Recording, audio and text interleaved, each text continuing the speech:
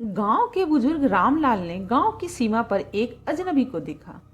वह काले कपड़े पहने था और उसकी आंखें अजीब तरह से चमक रही थी। उसके झोले से हल्की कराहने की भी आवाज आ रही थी। यह ठंडी और सर्द रात थी। गांव कालीपुर कोहरे से ढका हुआ था। यहाँ की गलियां सुनसान और वीरान थी। रात को 8 बजते ही लोग अपने घरों में दुबक जाते थे। गांव में एक अजीब सी हवा बहती थी, जिसे किसी अनहोनी की चेतावनी दे रही हो। कालीपुर के लोगों के बीच एक पुरानी कहानी थी। मौत का सौदागर कहा जाता था कि यह एक रहस्यमयी व्यक्ति था जो किसी को भी दिखाई नहीं पड़ता था, लेकिन जिसकी भी उससे मुलाकात होती वह अगले दिन लापता हो जाता था। उसके बारे में कोई ज्यादा नहीं जानता था, लेकिन कहते थे कि वह काले कपड़े पहने हुई झुकी हुई चाल के साथ एक पुराने झोले में लोगों की आत्माएं ले जाता था। उसी रात गांव के बुजुर्ग रामलाल ने गांव की सीमा पर एक अजनबी को देखा। वह काले कपड़े पहने था और उसकी आंखें अजीब तरह से चमक रही थी और उसके झोले से हल्की सी कराहने की भी आवाज आ रही थी।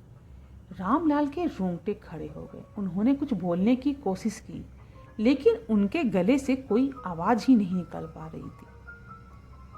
सुबह होते ही रामलाल का घर खामोश था। उनके दरवाजे पर पड़ोसी खटखटा रहे थे, लेकिन कोई भी जवाब नहीं आया। जब लोगों ने दरवाजा तोड़ा तो देखा कि रामलाल की लाश बिस्तर पर पड़ी थी।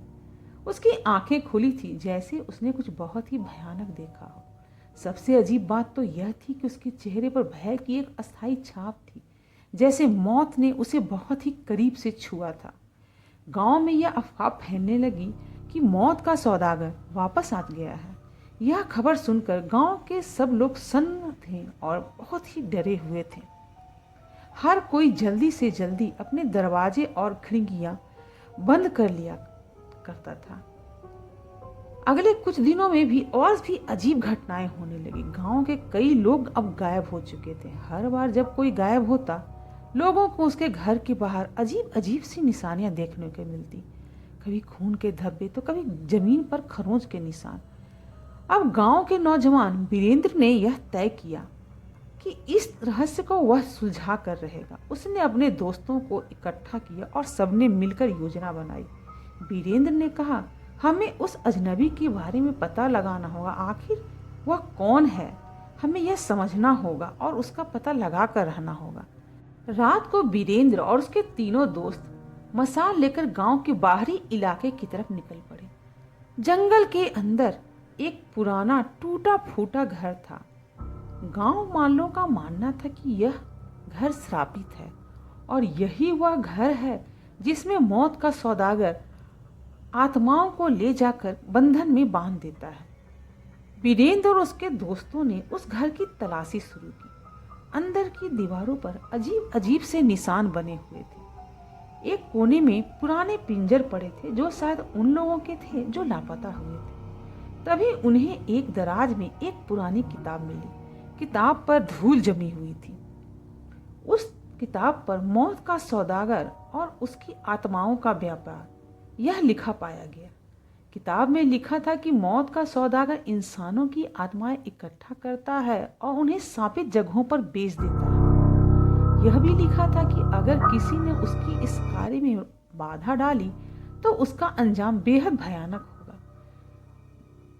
तभी घर के दरवाजे के बाहर से तेज कदमों की आवाज सुनाई दी। चारों दोस्त अब कांपने लगे थे। वीरेंद्र ने खिड़की से झांक कर देखा तो वही काले कपड़े पहने अजनबी बाहर खड़ा था। उसकी आंखें लाल आग की तरह चमक रही थी और उसके झोले से कराहने की आवाजें आ रही थी। अजनबी ने धीरे धीरे दरवाजा खोला और अंदर आ गया। वीरेंद्र और उसके दोस्तों ने खुद को छुपाने की बेहद कोशिश की, लेकिन वह अजनबी सीधा उनके पास पहुंच गया और उनके करीब आकर खड़ा हो गया। उसकी उपस्थिति से कमरा पूरी तरह से ठंडा हो गया और हवा भारी लगने लगी। उसने धीमी आवाज में वीरेंद्र के कानों में आकर कहा, तुमने मेरी दुनिया में कदम रखा है, अब तुम्हें इसकी कीमत चुकानी होगी। वीरेंद्र ने आखिर हिम्मत जुटाकर पूछा, तुम कौन हो और यह सब क्यों कर रहे हो? अजनबी ने हल्की हंसी के साथ जवाब दिया, मैं वह हूँ जिसे तुम मौत का सौदागर कहते हो। मैं आत्माओं का व्यापारी हूँ और अब तुम सब मेरी नई आत्माएं बनने वाले हो। इतना कहकर उसने अपने झोले से एक अजीब सा धुआं निकाला जो कमरे में पूरी तरह फैलने लगा। वीरेंद्र और उसके दोस्तों को लगा उनके शरीर अब धीरे धीरे ठंडे होते जा रहे हैं। उन्होंने बचने की बहुत कोशिश की। वीरेंद्र ने तुरंत किताब के पन्ने पलटने शुरू किए क्योंकि वह जानता था कि जिस किताब में उसके राज लिखे हुए हैं उसी में उसका अंत भी लिखा होगा। आखिरकार एक पन्ने पर लिखा था कि मौत के सौदागर को केवल उसकी आत्माओं की कैद तोड़कर ही हराया जा सकता है। वीरेंद्र ने दीवार पर बने अजीब निशानों को देखा और समझा कि यही वह बंधन है। उसने जल्दी से मशाल उठाई और उन निशानों को जलाना शुरू कर दिया। अचानक कमरे में जोरदार चीखें गूंजने लगी। मौत का सौदागर चिल्लाने लगा, नहीं नहीं, तुम यह क्या कर रहे हो। दीवारों से आत्माओं का धुआं निकलने लगा। ये सभी आत्माएं आजाद होकर हवा में विलीन होती चली गईं। मौत का सौदागर अब धीरे धीरे कमजोर लग रहा था। उसने वीरेंद्र को मारने की पूरी कोशिश की, लेकिन जैसे ही आखिरी आत्मा आजाद हुई वह खुद भी धुएं में बदलकर गायब हो गया। गांव में अब सब कुछ शांत हो गया। गायब हुए लोग वापस नहीं लौटे, लेकिन जो बचे थे उन्हें राहत मिली। वीरेंद्र और उसके दोस्तों ने मौत के सौदागर को हरा दिया था, लेकिन उन्होंने यह समझ लिया कि यह लड़ाई हमेशा के लिए खत्म नहीं हुई है।